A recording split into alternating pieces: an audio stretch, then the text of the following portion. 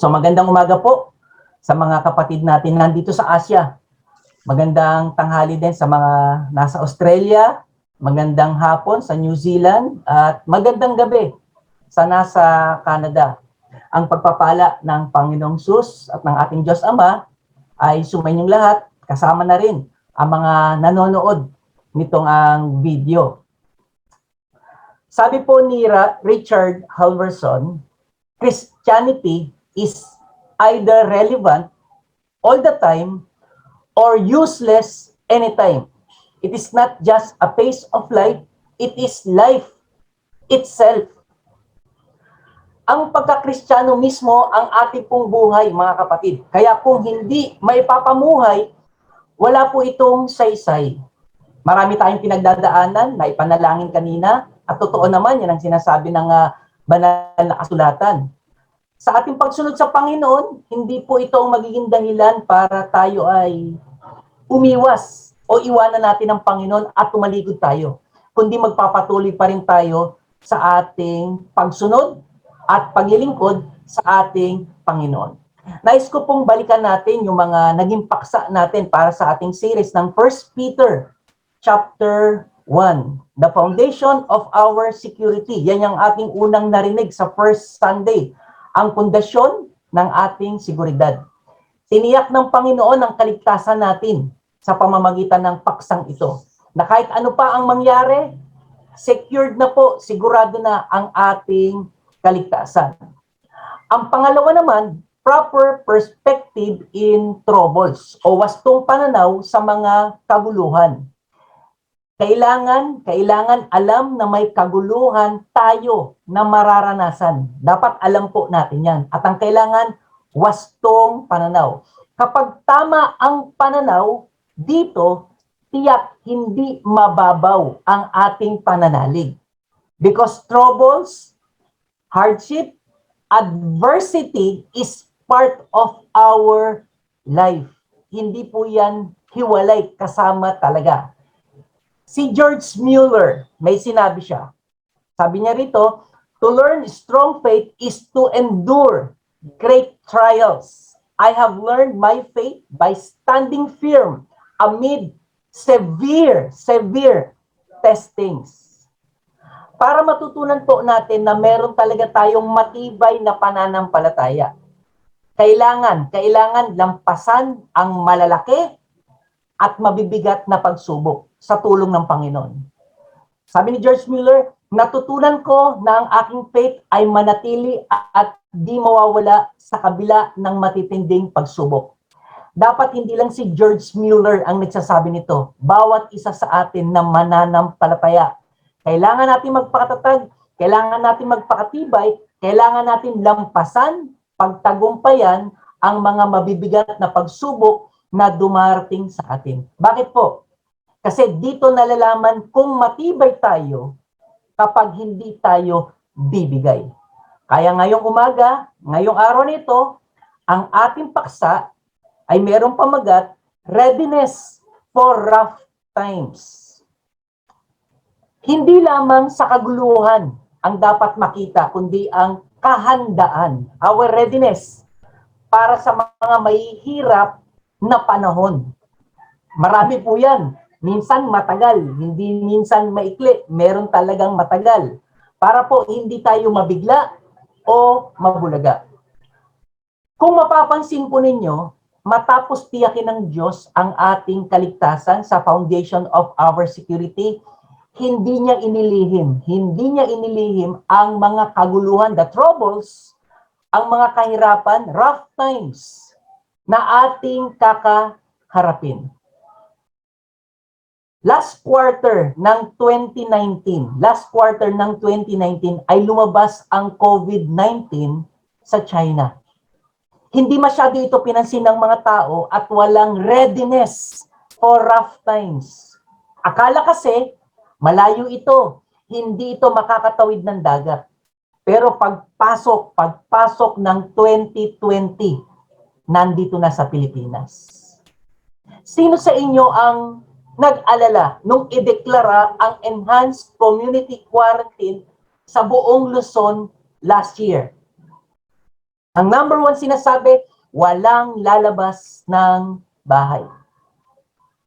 Ako po bilang tatay, ay inihanda ko agad ang aming pamilya.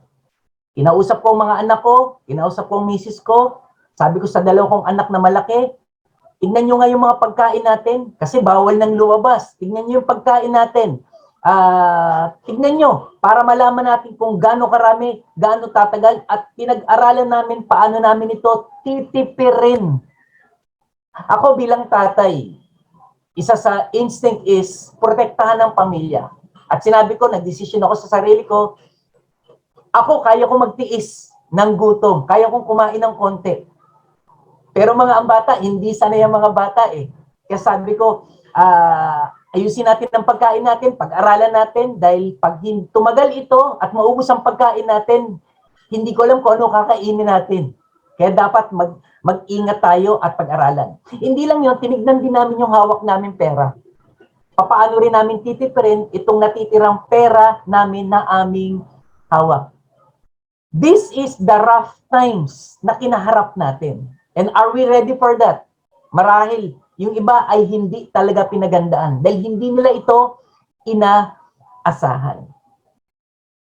Kung sakaling meron pang kasunod itong ating pandemya at marami sa inyo baka ayaw na, dumadaing na.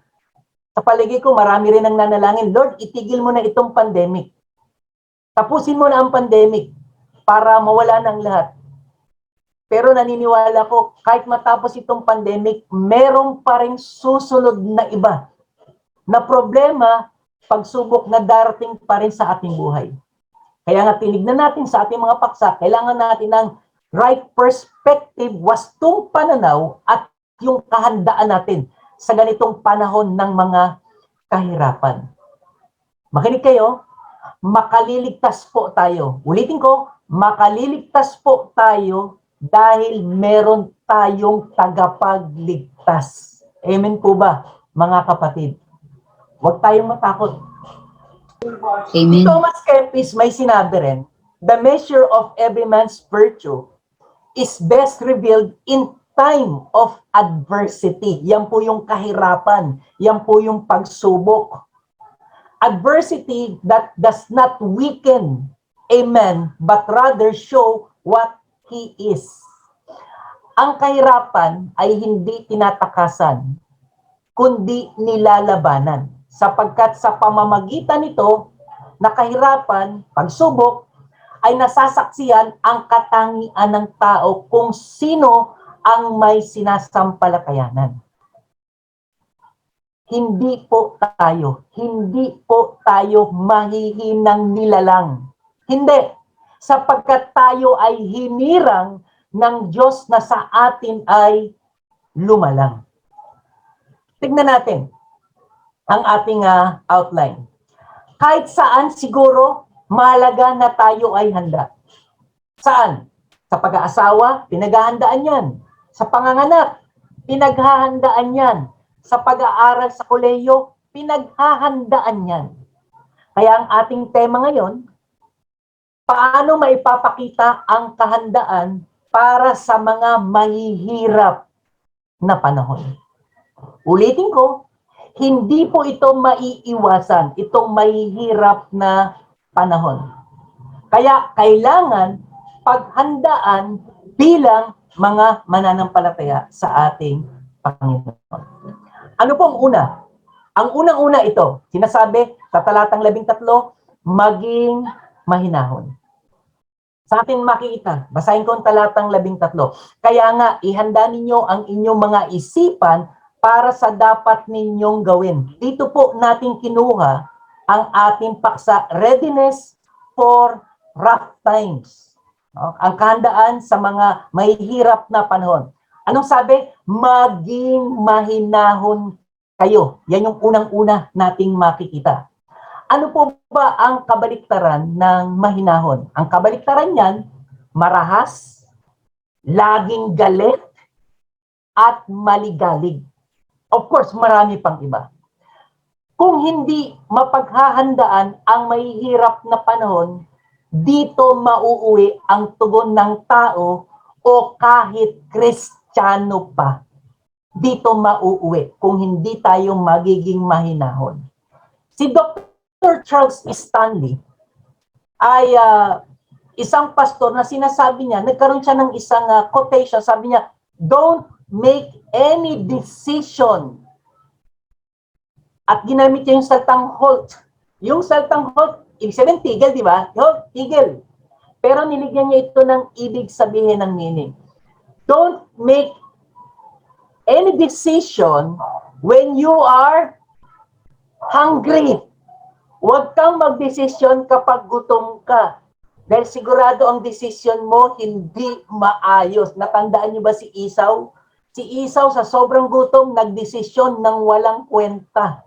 Ibinigay niya ang kanyang pagkapanganay kay Jacob. Hindi lang hungry, of course, angry. Pag ikaw ay nagdesisyon na ikaw ay galit na galit, sasabi mo, sige, sa'yo na lahat, sa'yo na lahat. Nung naimasmasang ka, asa yung mga gamit ko? Di ba binigay mo na kasi galit na galit ka? Naku po, magsisisi ka sa bandang huli. Ano pa? Huwag kang magdesisyon kapag ikaw ay lonely. Baka magpakamatay ka. Pintindihan nyo ba? Kapag ang tao ay sobrang down, huwag kang magdesisyon dahil hindi rin maganda ang magiging desisyon mo. At ang pinakahuli, sa halt, huwag kang magdesisyon kapag pagod. Di ba? Kapag pagod ka, nagdesisyon ka, palpak din ang magiging resulta. So balikan natin, halt, hungry, angry, lonely, and tired. Don't make any decision about it pag ito ang iyong naranasan. Pero kung alam na talagang mararanasan natin itong mahihirap na panahon at hindi naman malilimutan, hindi natin malilimutan ang mga kabutihan ng Panginoon sa atin sa nakaraan. Ito naman ang dapat nating tugon. Sabi ni Bert Parson, a person with an increasingly grateful heart is one with a decreasing, complaining mouth. Ang mga reklamador, hindi niya naiintindihan ang kabutihan ng Panginoon. Hindi nga yung Kristiyano eh. Kasi ang Kristiyano, nagtitiwala sa Panginoon. Pag masyado kang reklamador, ang Panginoon, ang daming pinatay na reklamador sa matandang tipan. Puro reklamo ang Israelita, anong sabi ng Diyos? Pinatay niya lahat sila. Kasi hindi nila tinitignan yung araw na ginawa ng Diyos sa kanila. Pero tayo, dapat ganon. Meron tayong grateful heart. Amen po ba mga kapatid? Hindi ka magwawala kung alam mo na ang Diyos ang siyang bahala. Let God take control of your life. Hindi lang yan, sa halip, ito ang dapat natin gawin. Be thankful for the thorns and thistles, mga tinik, which keep you from being in love with this world. Sabi nga ni Apostol Juan sa kanyang unang sulat, kapag minahal mo ang mundo, kaaway mo ang Diyos. So, tingnan natin, maging mahinahon. Ulitin ko, maging mahinahon po tayo. Ano naman po ang pangalawa? Ang pangalawa ay ito, matatagpuan din natin sa talata 13. Lubos na umasa sa pagpapalang tatamuhin kapag nahayag si Hesukristo. Last message, narinig natin, may pagpapalang tatamuhin kapag nahayag na si Kristo. Kapag nahayag na si Kristo, meron yan, sigurado. Tignan natin ang talata.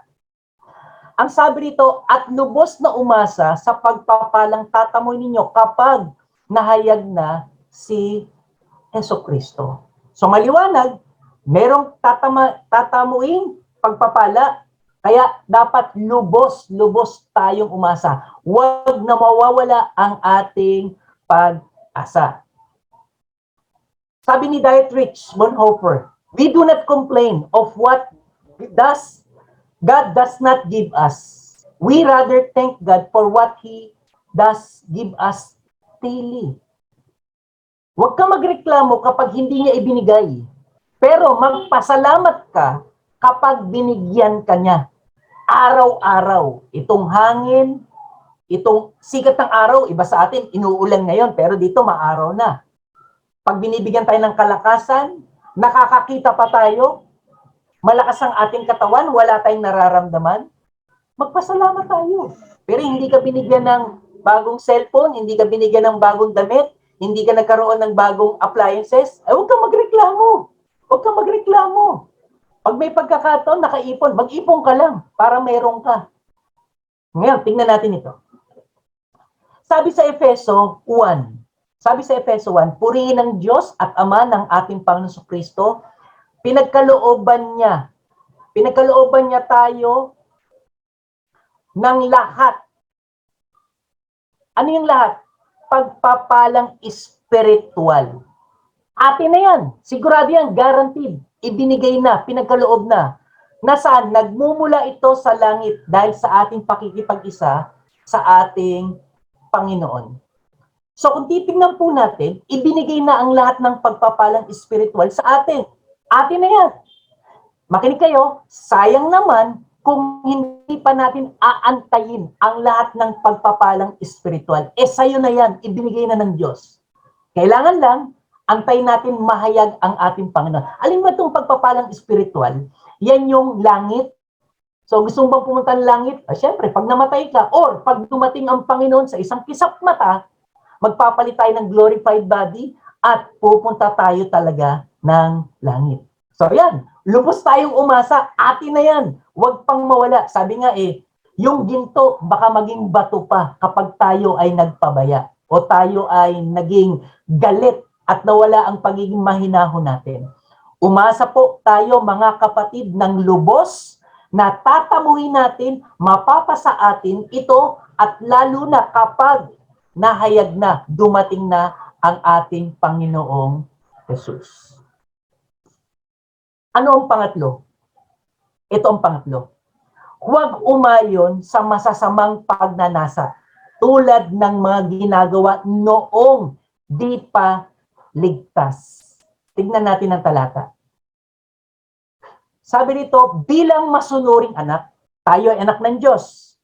Huwag kayong umayon sa masamang pagnanasa tulad ng ginagawa ninyo noon na wala pa kayong tunay na pagkaunawa. Di ba kung masunurin ng anak, mga anak, kung masunurin ka, ang gusto ng magulang ang susundin? Tama ba? Alam nyo ba dalawa ang tatay dito sa mundo? Dalawa ang tatay. Diyos o Diablo? Alin ang sayo? Kung Diyos, hindi ka naaayon sa masasamang pagnanasa or self-will dahil susunod ka sa Diyos. Binago ka, nagbago ka dahil ang Diyos ay banal. Pero kung Diablo, wala namang kailangang magbago sa iyo Diba? Ginagawa pa rin ang dati at hindi lang yon, tuloy-tuloy lang na ginagawa na wala talagang kahirap-hirap. Hindi nakukonvict, hindi binabagabag. Bakit? Hindi naman Kristiyano. Yun lang ang malungkot. Alam niyo ba, sabi ni Steve Lawson, repentance involves turning away from sin with godly sorrow, confessing it as sin, and turning to God for the pursuit of holiness. Ang tunay na pagsisisi or true repentance means turning away from sin. Lumalayo ka, tinatalikuran mo ang kasalanan. Bakit? Dahil meron kang godly sorrow. Yung kalungkutan mo ay makadiyos, hindi pang makasarili. Katulad ng Diyos, kapag tayo nagkakasala, nalulungkot din siya. Namimigati ang banal na espiritu na nasa atin kapag nagkakasala. Ang nag-i-enjoy lang yung nagkakasala. Pero ang Panginoon, hindi siya nag-i-enjoy. At ang isang Kristiyano, hindi ka rin mag-i-enjoy kapag patuloy kang nagkakasala. Di ba? Natitake mo ba yon? Na tuloy-tuloy ka nagkakasala tapos sinasabi mo, Kristiyano ka. Hindi ka Kristiyano. Kasi wala kang pagsisisi. Tignan pa natin itong talaga. Sabi sa Romans 12, kaya nga mga kapatid, mga Kristiyano, alang-alang sa habag ng Diyos. Ipinapakiusap ko sa inyo, ialay ninyo ang inyong mga katawan, etong katawan bilang handog na buhay, banal at kalugod sa Kanya. Ito ang inyong karapat-dapat na pagsamba. Ito pong pagsamba, ang footnote niyan, sinasabi sa ibang translation, paglilingkod. So ano ibig sabihin? When you worship the Lord, now you are serving Him. So worship is service. Naglilingkod ka sa Panginoon. Now, verse 2. Huwag kayong makiayon sa sistema or takbo ng kapanahonang ito. Itong panahon, huwag makisama, huwag makigaya. Sa halip, hayaan ninyong baguhin kayo sa pamamagitan ng pagbabago ng inyong isip. Sa gayon, mapapatunayan ninyo kung alin ang mabuti, kalugod-lugod, at ganap na kalooban ng Diyos. Ito yung sinasabi ng salita ng Diyos sa atin. Alang-alang sa masaganang habag ng Diyos, ialay natin ang ating buhay. Ang Diyos ang nagmamay-ari ng ating buhay, kaya sa Kanya natin ibinibigay. Sabi ni Henry Ward Beecher, we are always on the anvil. By trials, God is shaping us for higher things. Alam niyo ba yung anvil? Isang solid na bakal na sobrang tigas. Sa anvil na yan, dyan ilalagay yung mga pinapanday. Halimbawa, espada. Dyan pinupukpok ng gusto. Anong sabi ni Henry Ward Beecher as our conclusion? We are always on the anvil.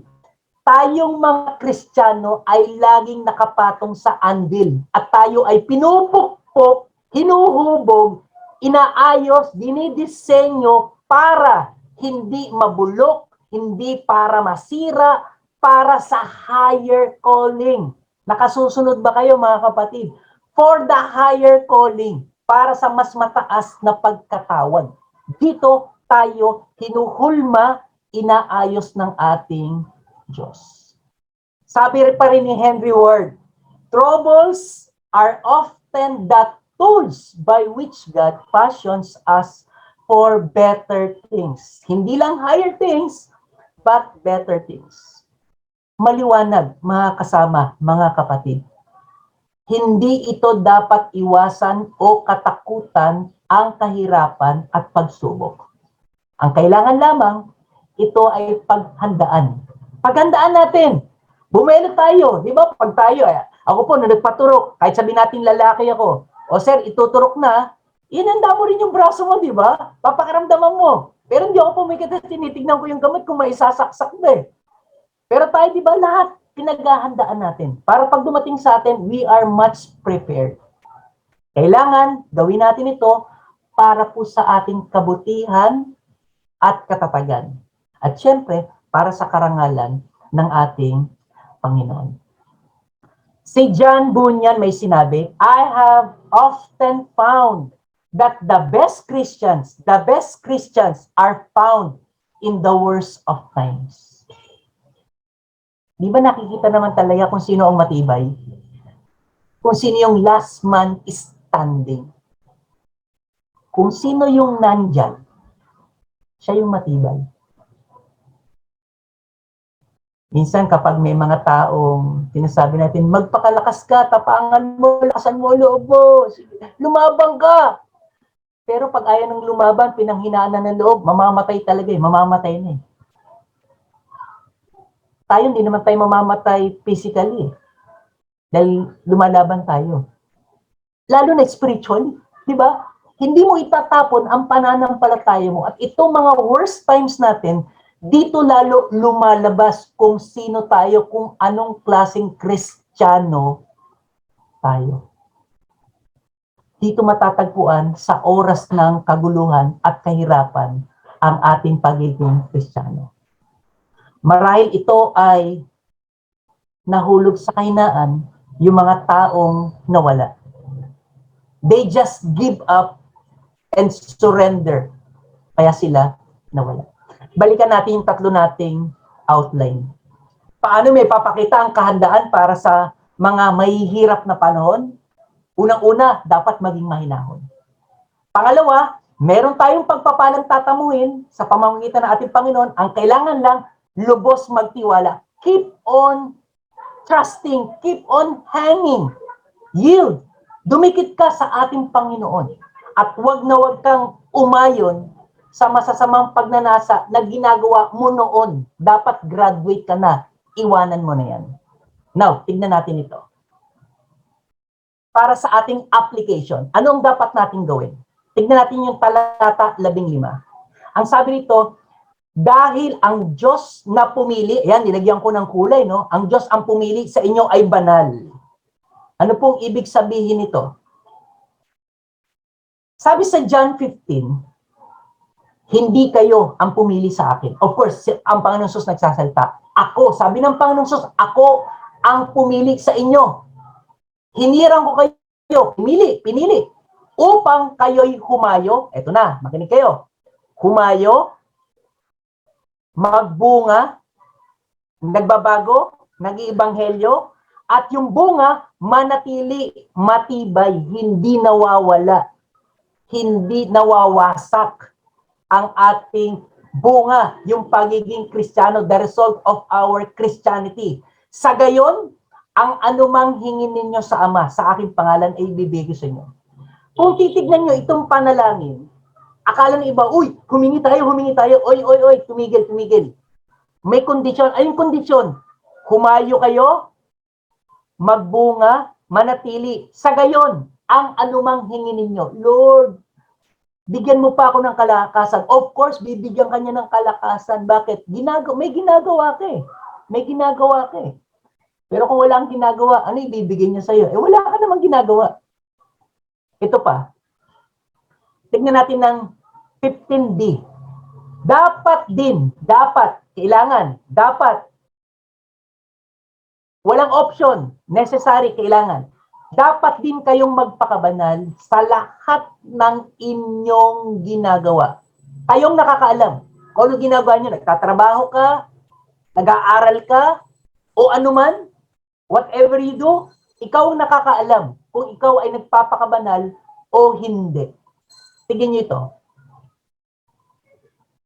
Sabi sa 1 Corinto 10:31, kaya nga, kung kayo'y kumakain, umiinom, o anuman ang inyong ginagawa, gawin ninyo ang lahat sa ikararangal ng Diyos. Kahit po ang pinakamaliit na bagay, para sa ikararangal ng Diyos. Because all glory belongs to God. Alam.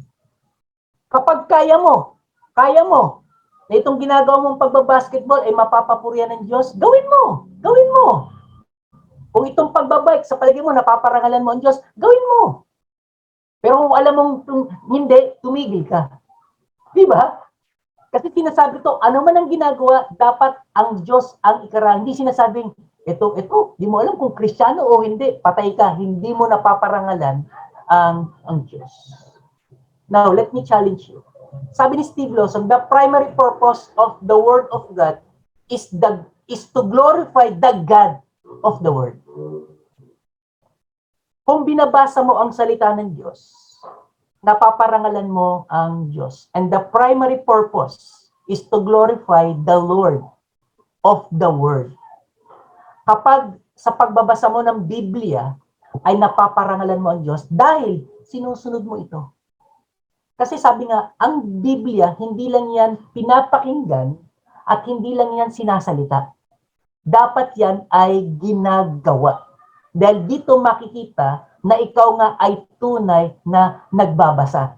At nakikita mo, nauunawaan mo ang layunin nito. Sabi pa rin Steve Lawson, either we live for the glory of God or we do not live at all. We merely exist. Tayo ay umiiral lamang pero wala na kung hindi mo pararangalan ng Diyos. Kung hindi mo pararangalan ang Diyos. At ang pinakauli, sapagkat nasusulat, magpakabanal kayo sapagkat ako'y banal. Minsan sinabi ko ito sa aking pagmemensahe, hindi pwedeng magsalita ang Diyos nang hindi kaya ng tao. Kaya ng tao yan. Ang hirap maging banal. Uutos ba ng Diyos ng gawin, sabihin ito kung hindi natin kaya? Di ba parang sinabi natin, an example natin, uutusan mo ba yung unano? Abutin yung nasa matas, alam mo namang unano. Hindi mo utusan yun dahil hindi niya maabot yun. Pero tayo, inuutusan niyang magpakabanal. Bakit? Kasi kaya natin yan. Nasa atin ang Espiritu Santo, binago niya tayo. Pinatay niya na yung ating masamang pagnanasa. Kasi Kristiyano ka. Pero kung di ka Kristiyano, hindi mo kaya. Hindi mo yan kaya. Kaya nga sabi ni Paul Washer, you want holiness? You want holiness? Run to Him. Run to God. And stay there. Wag na wag kang aalis. Kaya nakakalungkot lang. Iba sinasabi, nasa Diyos ako, nasa Diyos ako. Kaso umalis eh. Ano mangyayari sa kanila? Itong sinabi ni Thomas Watson, nagulat ako. At dito na-confirm talaga yung kaisipan ko na, nga no? Pangin yung sabi niya, perhaps, it is not the will of God. We should be rich. But it is His will, Lord's will, that we should be holy. Ano ibig sabihin ni Thomas Watson? Hindi po tayo tiyak na sa kayamanan, lahat tayo yayaman. Pero sa kabanalan, oo, sigurado yan. Pero yung yaman, hindi, dahil hindi lahat tayo nandito mayayaman. Di ba? Pero yung kabanalan, oo naman, diyan tayo tinawag ng Diyos. Hindi lang tinawag, inuutusan niya tayo sa kabanalan.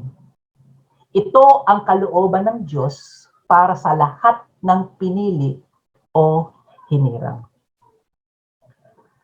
Biblical change is not the absence of struggles, but the freedom to choose holiness in the midst of our struggle. Sabi ni Christopher Yuan. Ngayon, game ka na ba sa rough times? Are you ready? Handa ka na ba? Ang Diyos ay kasama natin para po tayo ay tulungan. At maibigay sa atin o maibigay natin ang karangalan sa ating Panginoon lamang. Pagpalain kayong lahat ng Diyos at tulungan na ito ay mapagtagumpayan natin ang mga kahirapan na panahon, itong mga pagsubok, para po makita ng inyong kabanalan ay para sa karangalan ng ating Diyos. Maraming salamat po.